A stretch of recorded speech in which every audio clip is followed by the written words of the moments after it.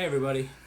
So I wanted to tell a little story today about something that happened in my professional career when I used to be in television. And I used to work for a TV station called Channel 40 in Sarasota. It was the ABC affiliate station. And this was back when I was doing studio camera. If you don't know what studio camera means, this is what a studio camera is. Basically that big camera with the big steering wheel and stuff, and it has like a teleprompter on the front. That's me on the side right there. That was a picture I posed for back in the day. So I used to do that, and occasionally I would do like a commercial shoot or something where we would go out and do like a commercial for a carpet company or something like that. And I had a guy who was teaching me. His name was John Whites, and occasionally he would need me for an extra hand, because most of the time when they shot local commercials, it was just him and maybe one other guy. It was a real simple, it's a small town, relatively small place, so occasionally I would go on these shoots. Well, one day, either I might have been my manager asked me if I wanted to do a freelance shoot, which I'd be getting paid separately, I guess, for the Sci-Fi Network. And at the time in the 90s, the Sci-Fi Network was considered one of the up-and-coming networks, because there wasn't a lot of those. It wasn't a lot of cable shows like the Cooking Network and Sci-Fi Channel and all these, goofy channels. There was a lot. There was mostly a lot of stuff in the early 90s. I think it was mostly like HBO and Cinemax and stuff like that. But they hadn't come out with all these different specialized, the Wildlife Channel and the Cooking Channel and the Carpet Channel and the Tree Channel, all that stuff. So it was relatively new in that. What I'm trying to make is that it was pretty cool that somebody called. I was looking for the business card earlier. I have a whole billfold thing full of business cards. I couldn't find the Sci-Fi. Anyway, the guy wanted to do an interview with Dick Smith, and for you people that don't know who Dick Smith is, he's considered like the godfather of makeup, of movie makeup. Let's look at a clip that I got from the internet.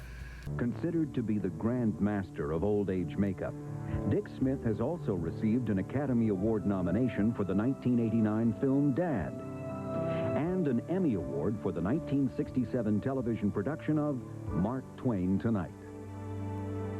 For much of his old age work, Smith has used foam latex, which came into popular use in the movie business in the late 40s. At that time, single-piece foam latex masks or appliances were utilized in aging actors. The single-piece appliance proved too restrictive for Smith, however, when faced with the ambitious task of transforming 31-year-old Dustin Hoffman into the 121-year-old Little Big Man. So, Dick Smith was one of the guys who invented movie makeup. Is the stuff I was watching last night. Appliances are like pieces of makeup skin that you put on somebody's face, and he was like a pioneer as far as using rubber and latex. So one of the big things that he did that you might know was The Exorcist, the original Exorcist movie. He was responsible for, as far as I know, all the effects on The Exorcist.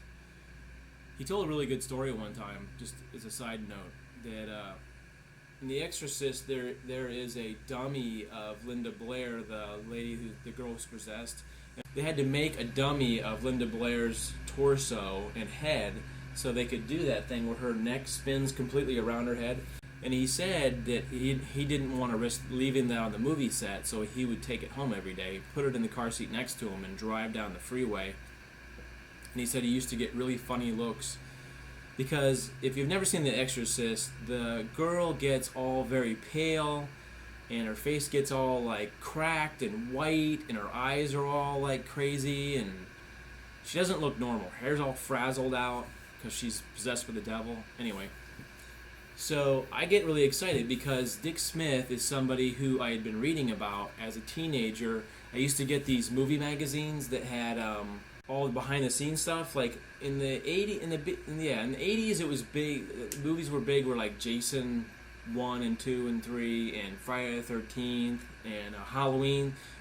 those were big 80s movies, and so that's when I grew up. I was the mid 80s. I was a teenager, and I used to love just to find out about how you did makeup and stuff. I was always fascinated by that stuff. Although I never really got into doing makeup myself, I was always fascinated. But anyway, I found out this Dick Smith guy. I'm like, are you kidding me? I regret now that I didn't take a magazine with me for him to sign or something, because I think he actually passed away a couple years back.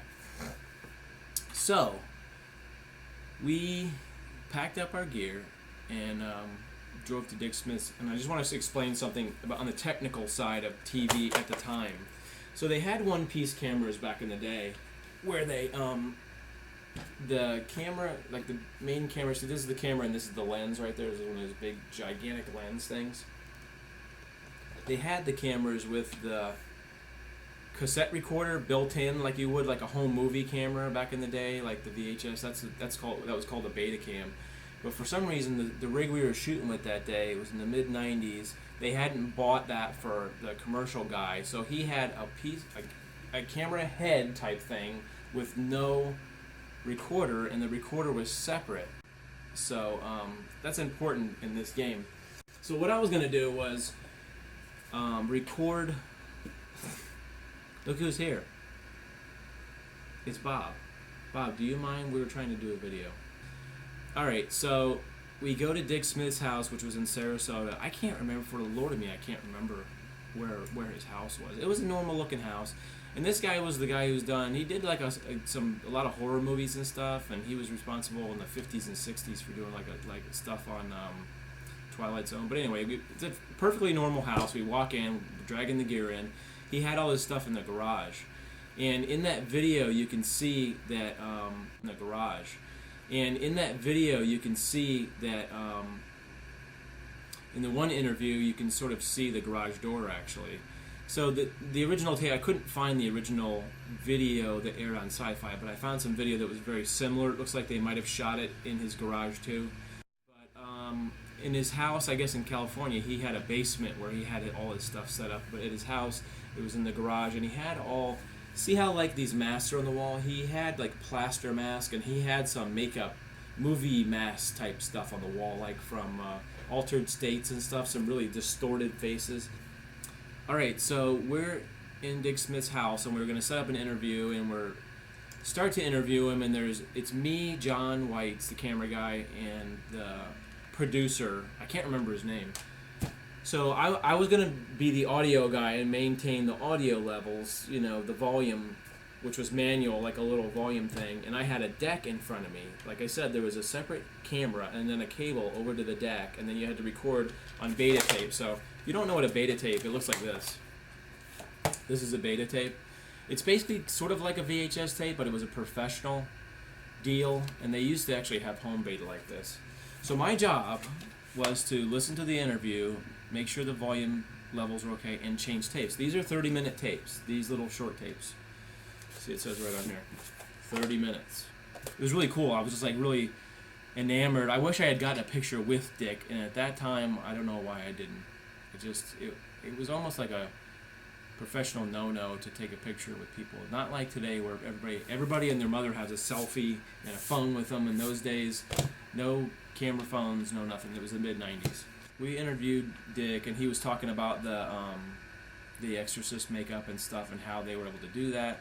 Some of the other makeups he did are stuff that you wouldn't consider a big deal, because he did like Max von Sydow, which was one of the priests. He made him look older than he was. He made him look like he was 75 or something, and he was actually 40-something, so they made him up to look like an older man. And they say that the best makeup is the makeup that you never notice. That's what they say in the business is, if you never notice the makeup, then you've done your job, because you don't want to notice it. You want it to just be part of the action of the movie and seamless and everything. And it went pretty well. We talked about him, his history, and we shot some pictures that he had. He had like this whole filing cabinet of all the makeups that he had done from the different movies. I'm trying to think of another movie that Dick Smith did. He did one called Little Big Man, which was not a sci-fi movie that he did, but he did tons and tons of movies and stuff that I'm not even aware of. But if you go into imdb.com and look up Dick Smith, you can see his name's all over everything. The shoot went really good. We packed up our stuff, we left. I'm sure I just said I'm a big fan, no. Went back to the station, said goodbye to the guy, and the producer packed up his gear and flew back to Hollywood. A couple days later, my manager told me to come into her office, and she said, the guys from the Sci-Fi Network said that one of the tapes was recorded over halfway through, like tape number 2. And I was like, that's interesting. She goes, yeah, he was a little mad. I think she said that they had to refund some of their money that they charged him, which is not good. But so I couldn't figure out like what happened. All I was doing was like I had like 3 tapes, and I put in tape number 1, record it 30 minutes, pull it out. Somehow it sounds like that I took like tape number 2, rewound it. I don't know why we would have rewound it, because otherwise, if you would have recorded up to a certain point, pulled the tape out, just set it on the desk, it would have been a continuation of that point. But it sounds like it got rewound and then recorded over part of the interview, which is never a good situation. I can look back on it and laugh now, because it was crazy. But I saw it air on the Sci-Fi Network when it came out, and I recorded it on VHS tape, and once again, ironically enough, I recorded over that tape because I was recording some TV show, and I don't have that tape, and I've looked for it on YouTube. I can't find it. So that's my big story about. I've worked with celebrities and stuff like that, but that was like one of the biggest highlights of my career was being able to talk with Dick Smith, because Dick Smith was a really quiet guy. If you can see from the interview, he was really quiet and non-Hollywood, I guess you could say, just a regular guy, but he was very talented in doing all that stuff. Unfortunately, he passed away a couple years back. He was like 92, I think, when he passed away. But I hope you enjoyed this story. Every once in a while, I just like to stop and sort of take account of some of the stuff I've done in my life, and the professional stuff I've done, and even the kids' stories and stuff like that. I like to kind of document those on my vlog. So it's fun to look back 20 years or so and say, hey, that was pretty neat. It was a pretty neat experience being able to interview Dick Smith and do stuff like that. So we'll do this again. I hope you guys are having a great week. I'm putting these on. I have a playlist that I'm putting these videos on, and I can't remember what it is. But if you go into playlists, there's one that's something about stories or something. A playlist about stories. So you want to see other videos like this, I try to group them into subjects like that. And by the way, Bob wanted to say goodbye. Here's his tail right there. Bye. He's laying down. Bob, you want to say goodbye? Bob is so excited about this subject that he is just very relaxed when he's on camera. He's a method actor, Bob is, right? Bob, look up. Bob, look to the camera. You're a method actor, right, Bob? Right, buddy? Yeah. He's just a very chill. Anyway, we'll see you in the next vlog, guys.